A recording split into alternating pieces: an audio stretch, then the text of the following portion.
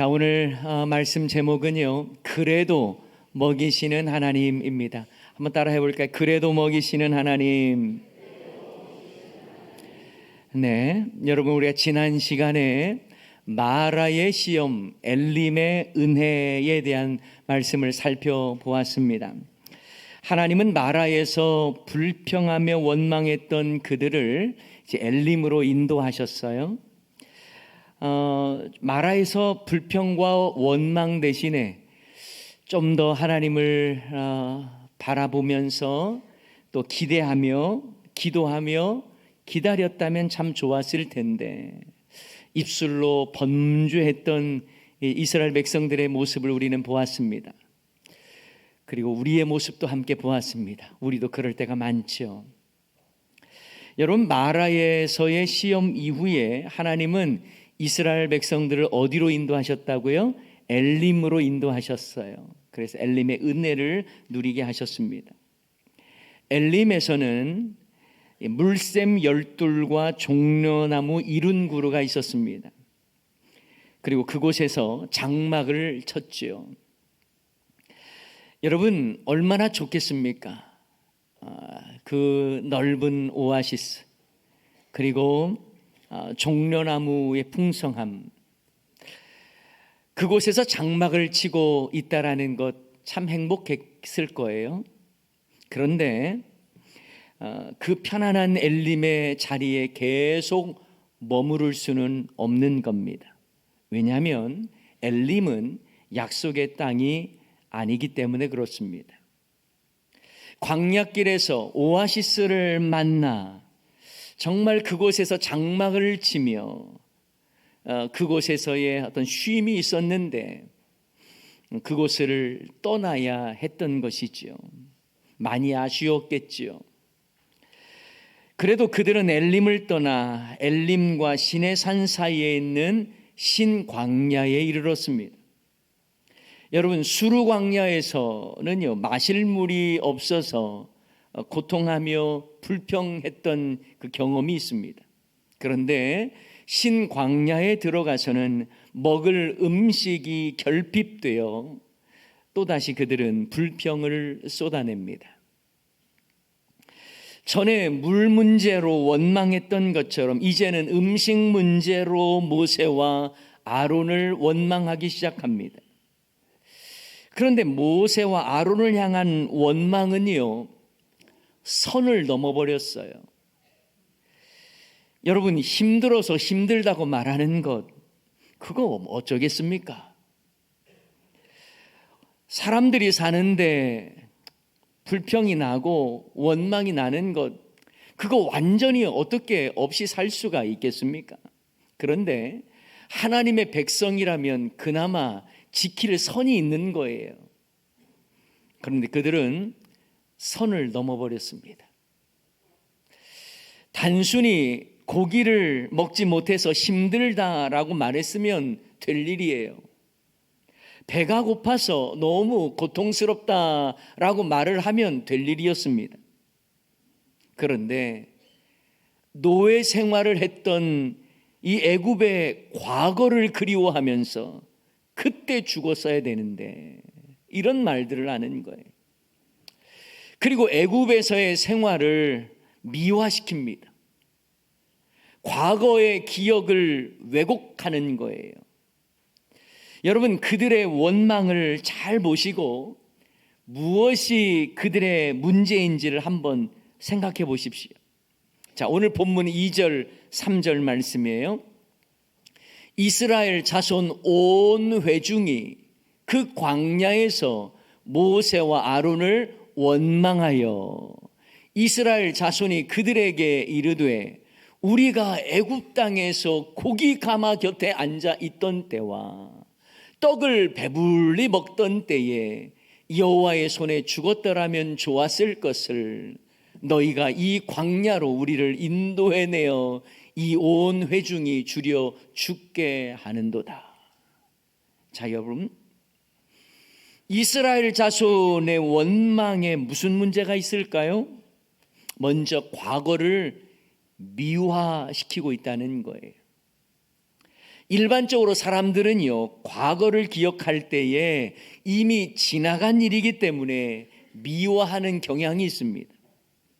그래서 자신의 추억을 무용담 삼아 말하는 경우들도 많죠. 과장하기도 합니다. 여러분, 대한민국 남자들에게 군 생활하기 가장 힘든 곳이 어딘지 아시지요?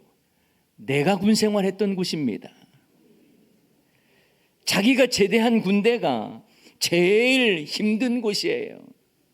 그래서 과거를요, 과장하고요, 무용담처럼 말하는 경향이 있습니다.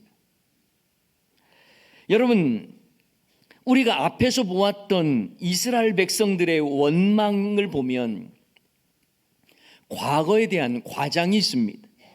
기억에 대한 왜곡이 있습니다. 그들이 애굽에 있을 때 정말 고기 가마 곁에 앉아서 먹고 싶은 만큼 다 먹고 배불리 음식을 먹었던가요? 사실 그렇지 않아요. 하루 정도 그런 일이 있었는지는 모르겠습니다. 매번 그러지 않았습니다. 오히려 그들은 애굽 땅에서 힘든 노동력 착취와 인권 유린을 당했습니다. 그런데 지금 배불리 먹지 못한다고 과거엔 배불리 먹었다고 과장하고 왜곡하는 거예요. 애굽에서 그들의 생활 참 비참했습니다. 출애굽기 2장 말씀에 보면 이스라엘 자손이 고된 노동으로 탄식하며 하나님께 부르짖었어요. 그래서 하나님이 그들의 고통 소리를 들으시고 그들을 기억하셨다라고 성경은 말씀하고 있습니다. 그런데도 자신들이 고기 가마 곁에 앉아서 떡을 배불리 먹고 그랬다고요? 기억의 조작입니다. 왜곡이에요. 여러분, 사람들 중에도요, 과거를 과장하고 미화하는 분들이 있어요. 이런 분들이 종종 하는 말이 뭔 줄 아세요? 나 때는 이랬는데, 그때가 참 좋았는데, 옛날에는 안 그랬는데, 이런 식의 말들을 많이 합니다. 늘 과거를 그리워하지요. 과거에 갇혀 사는 거예요. 그러다 보면요, 과거를 미워하게 되어 있습니다. 과거를 왜곡하는 거예요. 세상은 너무나 달라졌는데 자신은 늘 과거에 매여 있습니다. 과거를 그리워합니다. 이런 류의 사람이 공동체의 중심으로 서 있으면 그 공동체는 발전적일 수가 없어요. 전통을 마치 규범이요 진리처럼 받아들이니 발전이 이루어질 수가 없는 겁니다. 생각의 기준이 오늘이 아니라 과거이기 때문에 그런 거예요. 늘 과거 중심의 삶을 살다 보니 미화된 과거에 비춰볼 때에 지금이 만족스럽지 않은 겁니다. 그래서 불평이 많죠. 자신의 기억조차 왜곡되어 있는지도 잘 모릅니다.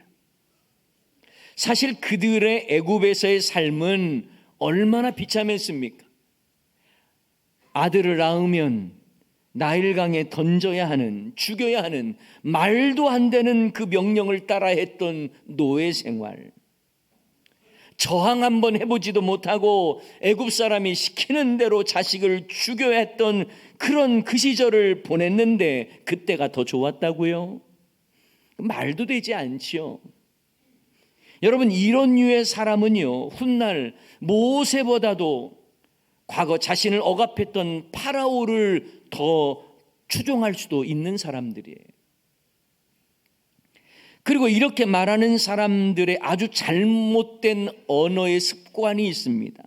매우 극단적이고 부정적이에요. 그들은 말하지요. 애굽 땅에서 고기 가마 곁에 앉아 떡을 배불리 먹었던 때에 여호와의 손에 죽었더라면 좋았을 것을. 너희가 이 광야로 우리를 인도해 내어서 이 온 회중이 줄여 죽게 된다라고 하는 것을 말하는 것입니다. 극단적이지요. 애굽 땅에서 살다가 그냥 죽어야 했는데 왜 우리를 이 광야에 줄여 죽게 하냐며 모세와 아론을 원망하는 겁니다. 그 멘트가 참 부정적이고 극단적입니다.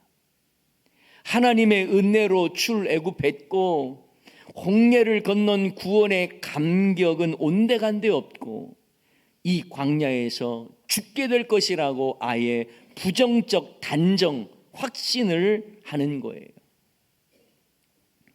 그리고 여러분, 그들의 원망의 자세를 보면 또 하나의 문제점을 발견하게 됩니다. 자신들의 의견을 마치 전체의 의견처럼 말하고 있는 소위 일반화의 오류입니다. 그들은 모세와 아론에게 자신들의 불만을 쏟아내면서 이 온 회중이 줄여 죽게 됐다라고 말을 합니다. 마치 자신들의 생각을 전체 이스라엘 백성의 의견인 것처럼 표현하는 거예요. 여러분, 이런 멘트는요, 정치인들이 많이 사용합니다. 여야 할 것 없이 모두 국민을 말하지만 정작 그들이 말하는 국민은 자신들의 이념과 생각에 동조하는 국민일 뿐입니다. 그런데 마치 자신들의 의견이 전체 국민을 대변하는 것처럼 말하지요. 마치 모든 국민이 자신을 지지하고 자신과 생각이 같다라고 일반화하는 것입니다. 모두 일반화의 오류입니다. 여러분, 공동체 안에도 이런 오류적 표현을 쓰는 분들이 많습니다. 몇몇 사람의 의견을 마치 전체의 의견으로 확대해서 말합니다. 자신의 생각과 주장을 마치 모든 사람의 생각과 주장처럼 꾸며 말하기도 하지요. 이런 부류의 사람은 작은 문제를 아주 큰 문제로 확대시킵니다. 간단한 문제를 아주 복잡하게 만들어버립니다. 자신의 부정적인 생각을 전체 모두의 생각처럼 말합니다. 그래서 늘 부정적이지요. 몇몇 사람의 목소리를 침묵하는 다수의 생각으로 착각을 하는 것입니다. 여러분, 신광야에 들어와서 배가 고파지자 이스라엘 백성들은요, 모세와 아론을 원망하잖아요. 그러면서 뭐라고 말합니까? 광야에서 온 회중이 줄여 죽는다고 말합니다. 온 회중, 모든 사람을 말하는 거예요. 애굽에서 죽었으면 좋았을 걸, 그건 그 사람들의 생각일 것인데 마치 온 회중이 다 그렇게 생각하는 것처럼 애굽에서 죽었으면 좋았을 걸, 여기 와서 죽게 한다라고 말하는 것이지요. 아주 부정적이고 극단적인 말을 쏟아놓습니다. 사실 우리도요, 이런 오류를 범할 때가 많습니다. 누가 어떤 실수를 하나만 해도 넌 맨날 그래, 넌 항상 그런 식이야, 넌 절대 안 바뀔 거야. 단정적인 표현을, 그리고 부정적인 언어를 많이 사용하죠. 모두 우리 안에 내재되어 있는 일반화의 오류입니다. 혹시 우리도 이런 불신앙적인 언어를 사용하고 있지는 않습니까? 그런데 문제는요, 이 모세와 아론을 향한 그들의 원망을 하나님은 당신을 향한 원망으로 들으셨다는 거예요. 모세와 아론을 향해 쏟아놓는 말들을 하나님께서 자신을 향한 원망의 말들로 들으신 거예요. 우리도 마찬가지예요. 여러분, 우리의 원망은요, 그냥 내 입에서 나온 거지만 하나님이 들으시는 거예요. 그것을 여러분, 우리는 오늘 본문 말씀을 통해서 주의하며 들어야 하는 것입니다. 자, 얼마나 오늘 본문에서 반복적으로 너희들의 원망을 하나님이 들으셨다라고 말하는지 한번 좀 보셨으면 좋겠어요. 7절 말씀에 보면 이렇게 말씀합니다. 아침에 너희가 여호와의 영광을 보리니 이는 누가요? 여호와께서 너희가 자기를 향하여 원망함을 들으셨습니다. 여호와께서 너희가 자기를 향하여 원망함을 들으셨다.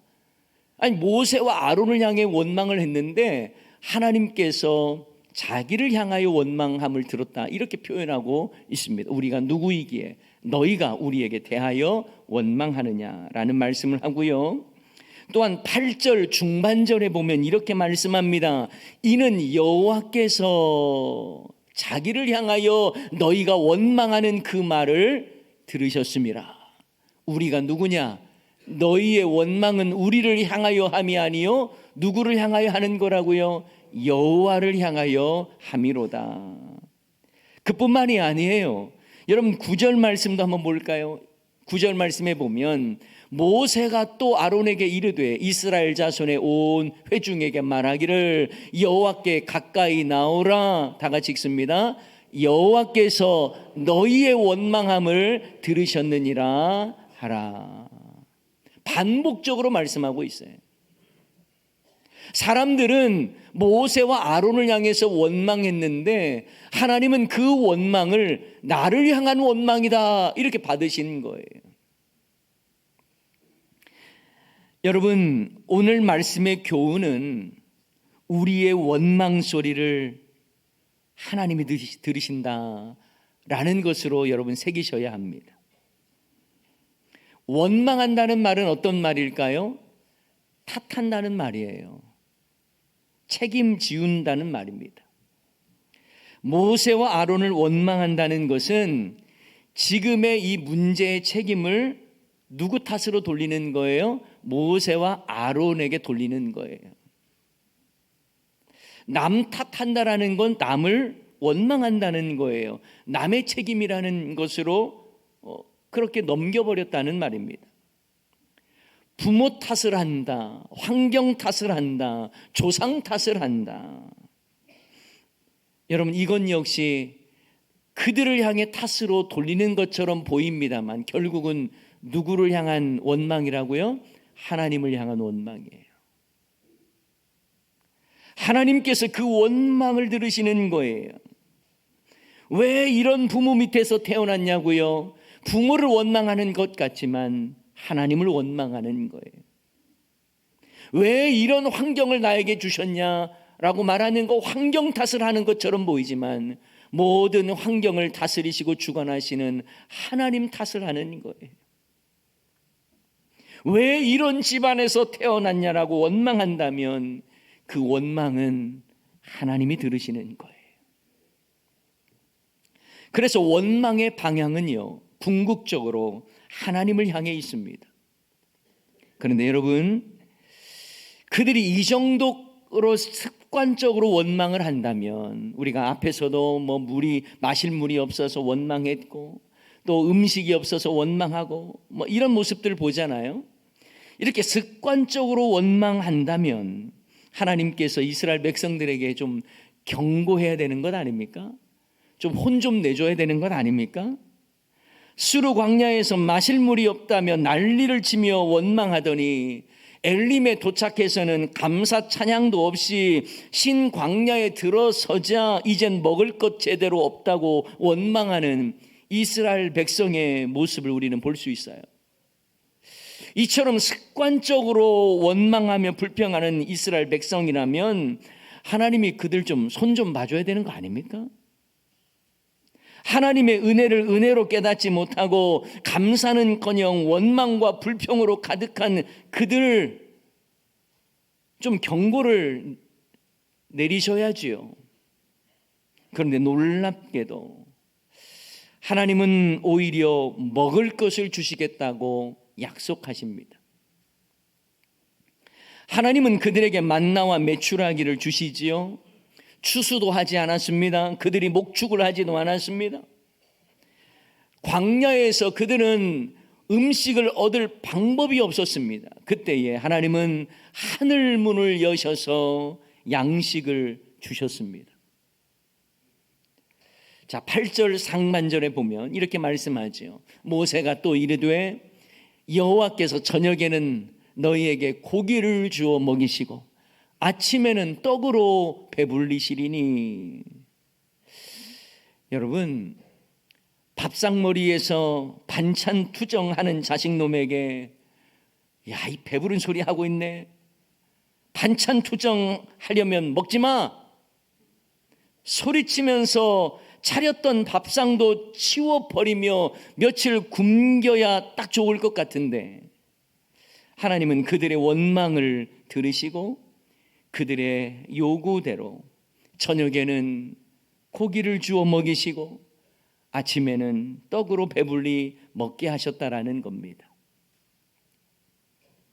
하나님은 모세와 아론을 향한 그들의 원망이 당신을 향한 원망이라는 걸 아셨고 들으셨음에도 불구하고 어찌 저녁에는 고기를 대령하고 아침에는 만나를 제공한다는 겁니까? 원망하는 이스라엘 백성들을 향해서 야, 너 홍해의 기적도 잊었느냐? 며칠 됐다고 잊었느냐? 엘림의 은혜를 잊었느냐? 며칠 됐다고 너희를 그런 걸 잊느냐? 그렇게 꾸짖으시면서 구름 속에서 벼락이라도 한번 딱 내리셔야 할 것 같은데, 오늘 본문에 보면 여호와의 영광이 구름 속에서 나타나면서 이렇게 말씀하십니다. 12절 말씀이에요. 다 같이 한번 읽어봅니다. 12절 시작. 내가 이스라엘 자손의 원망함을 들었노라. 그들에게 말하여 이르기를 너희가 해질녘에는 고기를 먹고 아침에는 떡으로 배부르리니 내가 여호와 너희의 하나님인 줄 알리라 하라 하시니라. 아멘. 하나님은 이스라엘 백성들의 원망의 말을 들으셨음에도 경고라도 좀 하시면 좋을 것 같은데, 꾸짖기라도 하시고 손 좀 봐주셔야 될 것 같은데, 그런 내용은 없고 오히려 먹을 것을 주십니다. 참 하나님은 속도 좋으시지요. 그런데 여러분, 성경 말씀을 묵상하다 보면 하나님은 형편없는 자기 백성을 그래도 먹이시는 일에 진심이시다라는 생각이 듭니다. 여러분, 엘리야를 한번 생각해 보실까요? 갈멜산에서 거짓 선지자들과 850대 1로 한판 붙었잖아요. 그때 하나님께서 불로써 임하시는 하나님의 놀라운 역사를 경험케 하셨잖아요. 그런데 다음날 여왕 이세벨이 자신을 죽이겠다고 공언하자 그것 두려워서 북이스라엘 선지자가 남유다 부엘세바까지 도망쳐오고, 그것도 부족해서 하룻길 광야길을 더 가서 로뎀나무 아래서 이제 죽겠다고, 지금 내 생명 거둬달라고 그렇게 말하는 엘리야의 참 초라한 모습을 보게 되죠. 이때 하나님께서 야, 너 그 정도밖에 안 됐냐? 갈멜산에서 불로써 응답했던 그때를 기억 못하니? 그렇게 꾸짖을 것 같은데 하나님은 천사를 보내서 로뎀나무 아래에서 낙심하고 지쳐있는 엘리야를 어루만지시면서 숯불에 구운 떡과 물을 주시면서 말씀하십니다. 일어나 먹어라. 일어나 먹어라. 여러분, 우리가 잘 아는 시편 23편 여호와는 나의 목자시니, 여러분 이 시편 말씀을 한번 생각해 보십시오. 이 말씀 중에 어떤 구절이 나오냐면, 주께서 내 원수의 목전에서 내게 상을 차려주시고 기름을 내 머리에 부으셨으니 내 잔이 넘치나이다. 목자이신 하나님을 뭐라고 표현했냐면 내게 밥상 차려주시는 하나님으로 표현한 거예요. 여러분, 누가복음 15장에 보면 집 나간 둘째 아들이 나오지 않습니까? 얼마나 참 못된 아들입니까? 아버지가 살아계신데도 불구하고 자기에게 돌아올 분깃을 달라고 하고 그것 재산 받아서 먼 타국에 가서 허랑방탕하게 살다가 모든 걸 다 잃어버리고 거짓골로 아버지께로 돌아가는데, 아버지가 그 아들 맞이하고 안아주면서 입 맞추면서 처음 한 게 뭡니까? 잔치 벌인 거예요. 먹이신 거예요. 그 그 못된 아들 돌아와서 너 그동안 재산 얼마 까먹었냐? 너 지금까지 손해본 것 뭐냐? 남은 것 얼마냐? 정산하지 않았습니다. 그저 안아주고 용납하고 잔치를 열어서 먹이시는 거예요. 그래도 먹이시는 아버지 하나님의 마음을 우리는 볼 수가 있는 것입니다. 여러분, 예수님을 3번이나 부인했던 베드로를 한번 또 생각해 보세요. 부활하신 예수님께서 넌 날 사랑하느냐 물으신 후에 그의 사랑의 고백을 받으시고 뭐라고 말씀하십니까? 내 양을 먹이라 말씀하신 거예요. 왜냐하면 우리 예수님께서 그동안 그들을 먹이셨거든요. 그들에게 영적인 양식을 먹였거든요. 그들을 돌봐주셨거든요. 이젠 너희가 내 양을 먹여야 된다라고 말씀하시는 거예요.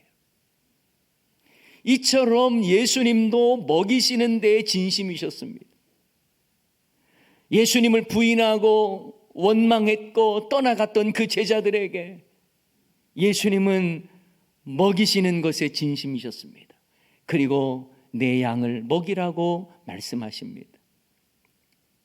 여러분, 요한계시록 말씀을 보면 예수님은 책망할 것 너무나 많은 라오디게아 교회를 향하여서 이렇게 말씀하죠. 요한계시록 3장 20절 말씀에 보면 볼지어다 내가 문 밖에 서서 두드리노니 누구든지 내 음성을 듣고 문을 열면 내가 그에게로 들어가 뭐한대요? 그와 더불어 먹고 그는 나와 더불어 먹으리라. 마음의 문을 열라고 말씀하십니다. 그러면 그에게로 들어가 함께 음식을 먹을 거라는 거예요. 이처럼 예수님은 우리의 마음의 문을 여시고 더불어 먹기를 원하시는 거예요. 식구가 되겠다는 것입니다. 이처럼 우리가 천국 잔치에 참여할 수 있는 것은 우리가 잘나서가 아니에요. 우리가 부족하고 연약하지만 우리의 마음을 조금이라도 열면 내가 너에게 들어가서 내가 너희를 먹이겠다라는 거예요. 이처럼 하나님은요, 먹이시는 일에 진심이세요. 사랑하는 여러분, 우리도 여전히 하나님의 마음을 아프게 하잖아요. 하나님을 원망할 때도 많잖아요. 불평하기도 참 많이 하죠. 그러나 하나님은 그 못된 이스라엘 백성의 원망을 들으시면서도 심판의 칼날을 휘두르시거나 구름 속에 벼락을 한번 내리시는 것 없이 그들을 포기하지 않고 그들을 먹이시고 책임져 주시겠다고 약속해 주시는 것입니다. 그 사랑이 느껴지세요? 여러분, 특별히 하나님께서 먹이시겠다고 하는 그 약속의 말씀, 메추라기와 만나를 통해서 고기와 떡을 먹이시겠다고 하는 그 약속의 말씀을 볼 때마다, 묵상할 때마다 마음이 좀 뭉클해지는 내용이 있습니다. 여러분, 이스라엘 백성들이 모세가 시내산에서 하나님으로부터 말씀을 받을 그때에 이스라엘 백성들은 우상을 만들고 그곳에 절을 하면서 온갖 우상 숭배하고 있던 그때 하나님은 모세가 다시 내려와서 자기 백성들을 향하여 우상 숭배하는 그들을 향하여 심판하는 하나님의 말씀을 전하고 그들이 심판을 받았죠. 그러면 그 다음 날 저 같으면 음식 안 줄 것 같아요. 여러분, 시딤이라는 곳에서 이스라엘 백성들이 모압 여인과 음행을 저질렀습니다. 그것 때문에 심판을 받습니다. 그러면 그 다음 날 아침에 만나 오늘은 없다 그럴 것 같아요. 그런데 여러분, 하나님은 그 날 죄악으로 심판받았던 그 다음 날에도 그래도 먹이시는 줄을 믿습니다. 이게 하나님의 마음인 거예요. 우리가 잘나서가 아니에요. 우리가 대단해서가 아니에요. 우리의 연약함이 있고 부족함이 있고 잘못된 습관들, 불평의 말들도 많고 원망의 입술을 가지고 있지만 그것대로 심판하면 살아남을 자가 누가 있습니까? 하지만 그럼에도 불구하고 그래도 먹이시고 그래도 이끌어 가시는 하나님의 은혜의 손길이 있는 줄을 믿습니다. 혹시 여러분 중에 삶의 결핍으로 하나님을 원망하며 낙심 가운데 계신 분이 있습니까? 그러나 여러분, 절망하거나 주저앉지 마십시오. 그래도 먹이시는 하나님의 은혜의 손길을 바라보시기 바랍니다. 나도 나를 포기하고 싶을 때가 혹시 있지는 않습니까?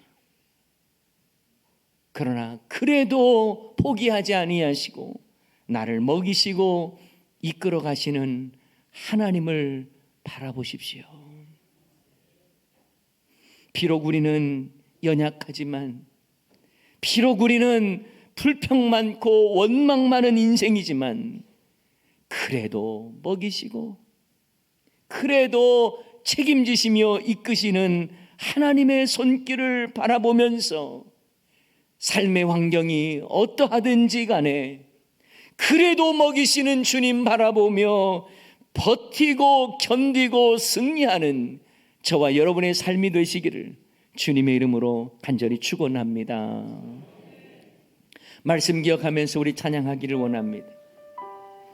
그럼에도 불구하고 주님이 나를 사랑하시고 나를 안아주십니다. 이런 고백을 담은 찬양입니다. 우리 함께 그 고백을 담아서 우리 함께 찬양하십시다. 마음속에 어려움이 있을 때, 마음속에 어려움이 있을 때, 마음속에 어려움이 있을 때,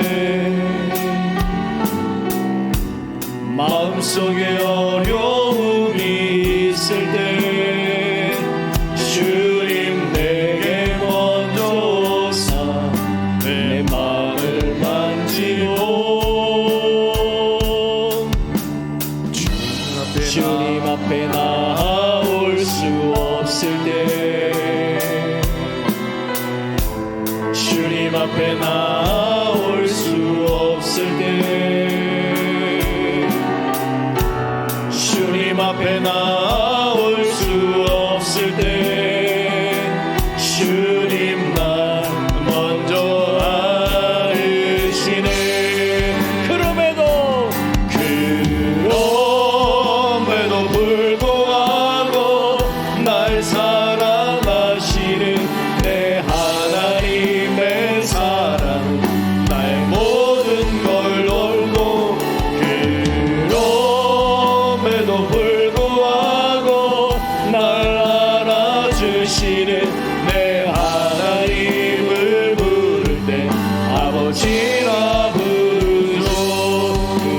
그럼에도 불구하고 날 사랑하시는 내 하나님의 사랑은 나의 모든 걸 덮고 그럼에도 불구하고 날 안아주시는 내 하나님을 부를 때 아버지라 부르. 한 번 더.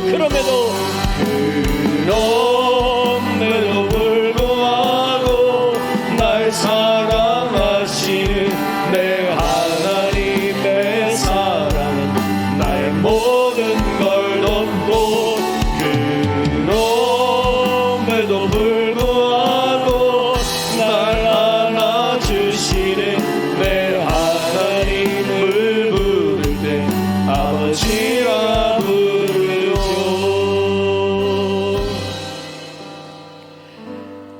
여러분, 이스라엘 백성들 참 못됐잖아요. 수르 광야에서 마실 물이 없다고 그토록 원망했던 그들, 쓴물 때문에 마라의 땅에서 그토록 하나님을 원망했던 그들, 엘림으로 인도하셨지만 감사는커녕 또 신광야에 들어가서 이제 먹을 음식 없다고 그렇게 원망하며 불평했던 그들, 그냥 꿀밤 한 번 탁 때려주시고 그리고 그들에게 경고하시고